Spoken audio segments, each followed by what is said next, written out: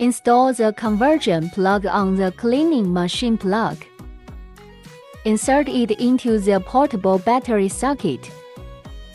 Click Turn on and then click 220 伏 after turning on the screen. And you can use the cleaning machine normally. Turn on the emergency stop button and laser button.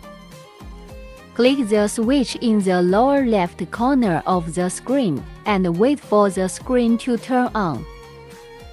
The Wi-Fi connection is completed in the lower left corner of the screen. Turn on the switch in the lower right corner. If a green light appears in the upper right corner, it can be used normally. Adjust the power according to your needs here. The power determines the amount of cleaning energy. Modify the cleaning mode here.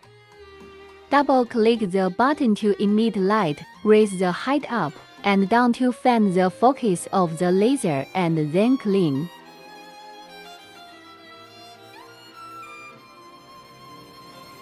After cleaning, turn off the lower right corner of the screen.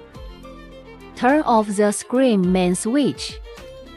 Turn off the laser button, emergency stop button. Turn off 220伏, unplug the socket and shut down.